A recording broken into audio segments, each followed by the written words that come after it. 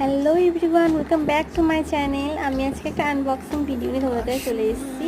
চলো দেখা যাক পার্সেলটার মধ্যে কী আছে। এটা হচ্ছে রেকর্ড থেকে এসেছিলো। আমি এখানে অর্ডার করেছিলাম কিছু জিনিস, কিন্তু আমি নিজেই ভুলে গেছিলাম আমি কী অর্ডার করেছিলাম এর মধ্যে, মানে কী অর্ডার করেছিলাম আসলে।